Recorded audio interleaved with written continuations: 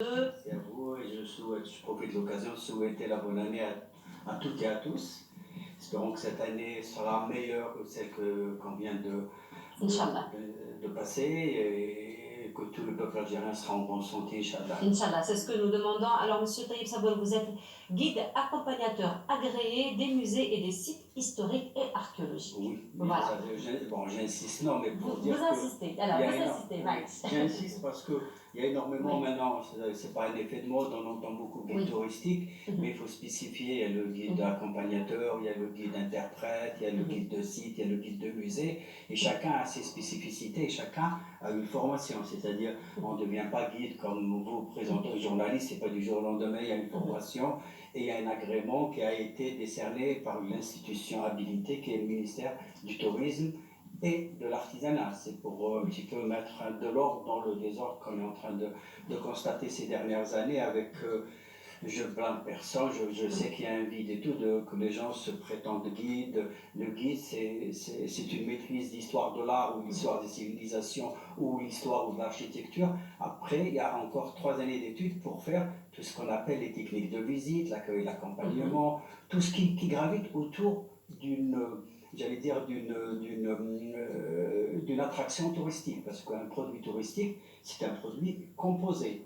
Vous avez l'attraction touristique qui est la destination, comme Janet. Oui. Mais pour aller à Janet, c'est bien beau, mais si vous n'avez pas les autres éléments matériels, par exemple l'hébergement et le transport, je parle bien hébergement et transport. J'ai pas dit hôtel, j'ai pas dit avion, parce que l'hébergement chez nous, dans le domaine, le jargon touristique, ça commence de l'auberge de jeunesse jusqu'au palace. Tout ça, c'est des lieux et le transport, ça peut être d'une voiture, d'un vélo jusqu'à l'avion et le satellite, maintenant plutôt, et le fusil. Vous voyez, c'est tout ça. Et c'est à nous le rôle de prendre tout ce que j'appelle, nous on appelle un petit peu les éléments matériels et la ressource et les éléments immatériels qui sont les gens qui sont derrière, qui fabriquent ces produits pour que ça devienne un élément, j'allais dire, homogène. Parce que tout est hétérogène au départ. Vous avez le transport qui est là, vous avez l'hébergement qui est là, la ressource elle est là, votre rôle, vous et moi, on était formés pour mettre tout ça en style homogène pour que quand le client achète ce produit, ne se rend même pas compte que c'est quelque chose qui a été fabriqué. Et c'est un petit peu le problème qui se pose actuellement. Au niveau, ce qu'on dit nous, c'est-à-dire chez nous, les agences de voyage, c'est les lieux de la production touristique. C'est eux qui produisent.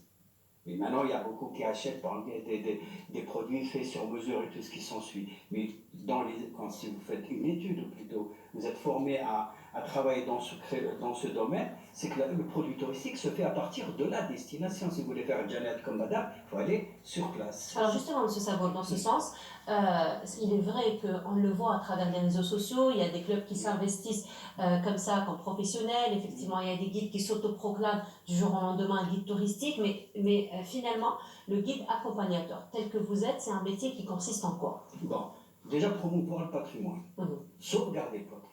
C'est pour ça qu'on dit un guide, c'est un 3 en 1. Il est pédagogue, éducateur et animateur. On entend toujours dans les retours, surtout ces derniers jours, le retour du Nouvel An, les gens qui se plaignent sur les réseaux sociaux, on a été délaissé, le programme n'a pas été respecté, on est tombé en panne pendant 4 heures et tout. Et ces gens-là, quand ils ont opté pour l'agence ou un petit peu le promoteur de cette destination ou le concepteur de ce voyage, ils ont payé ce qu'on appelle, entre guillemets, l'assurance voyage. L'assurance voyage, c'est-à-dire c'est quelque chose, c'est pas, par exemple, en cas d'accident. L'assurance voyage, c'est assurer réellement de A à Z le programme qui a été établi. Vous avez acheté un programme, c'est comme je cherche un terme le plus approprié à une assurance.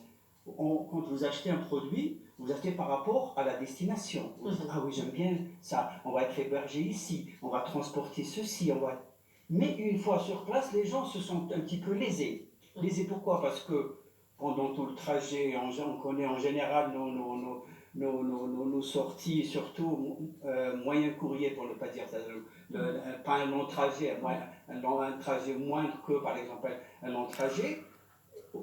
L'animateur ou le guide qui est un petit peu nous, il doit plus ou moins animer. Il ne faut pas donner de l'information, pas trop d'informations, parce que trop d'informations tue l'information, mais de temps en temps, un petit peu animé dans ce bus, parler d'une région, des spécificités. Par exemple, vous passez par une ville, vous parlez un petit peu d'une célébrité qui est née là-bas, ou les spécificités agricoles ou industrielles. C'est comme ça que les gens apprécient leur voyage, ils ne le sentent pas. Déterminer dans le programme que vous faites, par exemple, les arrêts pour se soulager, pour tout ce qui sont... Et les gens disent qu'on était livré à nous-mêmes, il n'y a pas eu de... Il n'y a pas eu de contact avec la personne qui était censée nous aiguiller, parce qu'un guide, je cite toujours l'exemple, je dis par exemple, pour être guide, il faut avoir un agrément déjà. L'agrément qui est, j'allais dire, délivré par le ministère du Tourisme. Par le tourisme. C'est ça qui vous permet déjà de guider, parce qu'on conduit un groupe. On ne conduit pas qu'une voiture. Quand j'ai un groupe, je dois le conduire, je dois m'adapter. Un guide, rien n'est... On a nos connaissances. Mais on évolue par rapport à l'auditoire. C'est l'auditoire qui nous guide. Si on en trouve un auditoire, que je ne vais pas dire docile, c'est-à-dire qui ne cherche pas trop, on lui donne les informations qu'il veut, parce que dans l'auditoire, on peut trouver des historiens, on peut trouver des architectes, on peut trouver monsieur tout le monde. Et à partir de l'auditoire, on évolue. Moi, j'évolue à partir, c'est l'auditoire qui me guide. Il faut donner plus d'informations, parler et tout. Et dans l'auditoire, les produits actuellement, c'est l'évolution du produit touristique, c'est comme un petit peu, c'est comme un effet de mode, il évolue. Il y a ceux qui s'intéressent beaucoup plus à l'architecture, il y a ceux qui s'intéressent un petit peu à l'antiquité classique et à la période romaine, il y a ceux qui s'intéressent beaucoup plus à l'histoire, il y a ceux qui s'intéressent, j'allais dire, aux rites et traditions, ce qu'on appelle le côté anthropologique. C'est pour ça que j'aimerais bien, c'est pas ouvrir, expliquer à nos téléspectatrices et téléspectateurs, quand vous achetez un voyage, exigez déjà les papiers de la personne qui vous accompagne, parce qu'elle est déclarée chez l'État, s'il y a quoi que ce soit. Il y a une crédibilité. Il y a la crédibilité en plus, c'est-à-dire il y a une traçabilité me concernant. S'il y a quoi que ce soit au niveau de la direction du tourisme de la Wilaya d'Alger, ils vont frapper, ils trouveront, ils disent oui, ce monsieur, il a été agréé, s'il a fait quoi que ce soit, on peut facilement le pénaliser. Effectivement. Alors, M. Saboul, vous-même, vous êtes archéologue de formation déjà, donc vous êtes retrouvé dans le monde, donc c'est une continuité, on va dire, logique dans le monde, une passion, effectivement, donc autant que guide, accompagnateur donc, des musées et des sites historiques. Donc, il y a une annuelle qui va être célébrée bientôt, donc le 11 et le 12, enfin le 11 c'est la veille, ensuite le 12 c'est le jour. Et donc, il y a un événement qui se prépare dans ce sens. Oui, c'est-à-dire on profite des événements, c'est-à-dire ces événements sont un petit peu le prétexte de sortir, il faut le dire. Yanaïr, c'est le nouvel an, à Nazir, c'est-à-dire on va fêter 2972, c'est la victoire de ce roi Amazir sur le pharaon Ramsès III, 950 avant Jésus, et depuis c'est le nouveau calendrier agraire Amazir.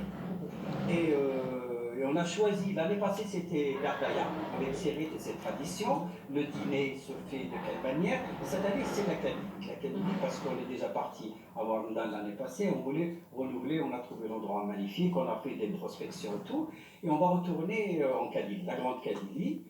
Et je peux citer la ville. Oui, bien sûr. On sera hébergé dans une résidence magnifique à Zazga, mais pourquoi on a choisi la ville de Zazga? Parce qu'elle renferme des commodités d'hébergement agréables. Et en plus, nous sommes en train de voir quelques photos qui défilent, peut-être que vous pourriez les commenter. Oui, ça c'est un petit peu la sortie de l'année passée. On est du côté de Mchtas et tout, parce qu'on sillonne, on reste dans une région, mais on sort parce que les villages sont très rapprochés, bon les routes sont très sinueuses, mais les villages sont très rapprochés. On essaie de se déplacer et découvrir, parce que dans les sorties qu'on organise, que j'organise, il y a beaucoup plus le côté archéologique qui prime, historique et un petit peu et anthropologique. Vous voyez un petit peu tout ce qui est culinaire, à base de quoi, le tam et tout ce qui s'ensuit. Donc cette sortie, c'est toujours en grande Kabylie? Cette année, c'est la grande. L'année passée, c'était Gardaya. On a une photo que nous étions en train de voir. Oui, c'est la Kabylie. C'est la Kabylie voilà. Avant les incendies. C'était en mois, je pense, c'était début d'avril. Voilà, nous sommes en train de voir d'autres photos ici. Il y a une autre photo ici. Bon, ça c'est un petit peu le lieu où on a dîné. C'est un dîner, on va voir aussi.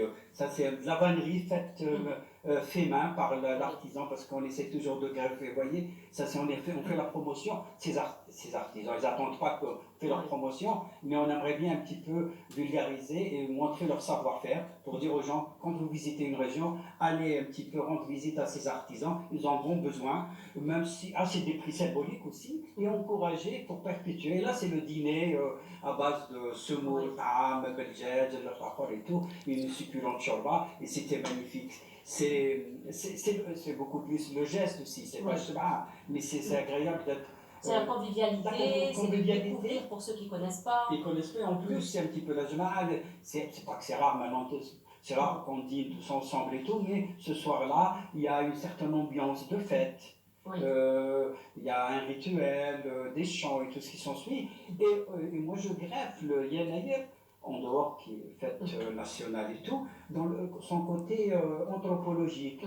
Comment on le fait d'une région à une autre. En Kabylie, on dit le premier jour de l'an, on purifie la maison pour un oui, petit peu changer les choses, pas les dramer les meubles. Certains disent qu'il fallait, j'allais dire, comment on dit, par exemple, j'ai oublié le dernier né qui a 2 ans, on lui fait une première coupe, on lui coupe les cheveux d'accord. pour qu'il soit, j'allais dire, bien droit dans ses bottes, faire les bourgeons, comment on appelle ça, je perds mon français, couper les arbres, c'est-à-dire pour qu'ils se sentent mieux pour affronter La l'hiver. Tailler taille, les arbres, d'accord. vous voyez, se chercher le mot, vous voyez, c'est facile, mais de temps en temps on perd. Vous voyez, tailler les arbres pour qu'ils se maintiennent. Parfois, c'est la passion qui prend le dessus. Oui, c'est vrai, vous m'avez sauvé. Et c'est vrai, il y a Ah, des c'est la moments où il y a vérité, c'est la énormément de vérité. choses qui se passent par la tête et je veux toujours, ça, le laps de Oui. temps et dire beaucoup de choses. Tailler les arbres pour que l'arbre soit bien droit pendant toute l'année. Ça, c'est ce qu'on appelle des traditions païennes.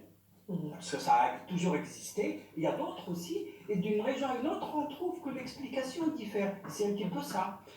Et l'événement lui-même, et ça nous permet aussi d'aller visiter les villes qui gravitent autour. Par exemple, j'ai cité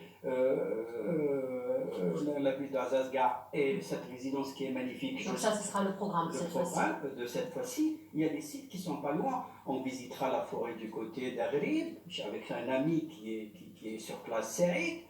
On visitera la période antique et le site de Tikzit et Yazfoul qui sont pas loin. Ici, on aura le temps parce que les journées sont pas longues. On ira jusqu'à l'est pour visiter aussi la vieille ville, le côté un petit peu. On fait par exemple, je vais essayer de greffer le culturel et le cultuel. D'accord. Et c'est ça un petit peu. Et au mois de février aussi, on a une autre sortie. On va faire une sortie que je ne vais pas dévoiler. C'est pas le programme. Surprise. Oui, parce qu'on risque un petit peu. On va visiter la belle ville de Mostaganem. C'est une ville d'art et de culture. Et on a trouvé. Parce que dans ce travail-là, on essaie de lier des amitiés avec des gens passionnés beaucoup plus. Et on a trouvé une certaine Madame Bouazza Nadia, je pense qu'elle nous écoute. Qui nous a fait un programme magnifique. Elle est enseignante et chercheur à l'université de Mostaganem, qui a fait, qu'on découvre en elle la passion de sa vie. Et j'encourage, j'aime bien ces gens-là qui font ça, c'est beaucoup plus pendant le bénévolat, mais c'est beaucoup plus un tremplin à la suite de leur, un petit peu de leur carrière, en dehors de leur carrière professionnelle. Alors, pour revenir un petit peu au programme de cette fois-ci, donc à l'occasion de la célébration de l'Inayet, et donc vous allez sortir avec un groupe, on va dire, De seniors. Voilà, de seniors. Alors, justement, comment on peut vous contacter? Comment se fait l'organisation de toutes ces sorties? Et surtout, à qui sont destinées ces sorties-là? Vous précisez que ce sont des seniors. Oui, parce qu'en général, à vrai dire, maintenant, c'est les seniors et en majorité, c'est des femmes. Parce que c'est eux qui préfèrent sortir et tout. Et à la longue, on est devenu, j'allais dire, un groupe assez soudé. Et à vrai dire, la page où je figure, bon, j'ai ma page, moi, c'est Salim Sabour, les gens peuvent trouver. Je travaille aussi avec les enfants. J'insiste beaucoup, vos collègues, on a déjà fait une émission intitulée L'enfant et le patrimoine, où je vais essayer de créer chez l'enfant cet instinct culturel. En leur visitant les musées et tout, leur parlant bien sûr un langage très pédagogique, très enfantin. Bien sûr. Et je dis à certains qui nous écoutent, c'est le public le plus difficile. Les enfants. Oui, pourquoi? Parce qu'un enfant, il n'est pas, j'allais dire, Ils ne pèsent pas ces mots, c'est-à-dire qu'ils disent ce qu'ils pensent. Mhm. Il n'y a pas une Très certaine... curieux, il pose beaucoup de questions. Énormément de questions très pertinentes qu'il faut trouver une réponse juste. Mhm. C'est pas une Et convaincante. Oui, il faut les convaincre. C'est pour ça que je dis qu'il y a ça. Et pour ce que vous avez dit pour ma page, il y a la page Selim Sabour qui est sur les réseaux, sur Facebook, mais il y a une autre qui est, j'allais dire, close, fermée, vu que c'est pas, il y a des risques de. Parce qu'un produit, si je vous ai parlé de Mostaganem, mais je ne vous ai pas parlé des détails, parce que ce travail-là, il y a un travail de prospection. Effectivement. C'est-à-dire ce qu'on appelle un édicto, il faut se déplacer sur place, voir les artisans. C'est beaucoup plus un travail de proximité. Il y a des dépenses et tout ce qui s'ensuit. Et le programme ça va être, j'allais dire, pas pris, mais d'avoir des idées. Moi, je dis, si les gens veulent avoir un petit peu plus de détails, vous contactez directement. Ils n'ont qu'à aller sur Selim Sabour. En message privé, je peux leur donner toutes les informations les concernant. Voilà, c'est parfait. Merci beaucoup d'avoir été parmi nous ce matin. On vous souhaite une belle sortie pour ce Yanaïen et pour le mois de février. Oui, j'espère que vous serez un jour avec nous, comme ça on va couvrir ou là faire quelque chose. Et pour ne pas, j'allais dire, faire participer Canal Algérie avec l'impact que vous avez sur l'échelle nationale. En tout cas, ce ne sera qu'une partie de plaisir en votre compagnie. Merci beaucoup. Je rappelle, M. Taïeb Sabour, vous êtes guide accompagnateur des musées et des sites agréés des musées.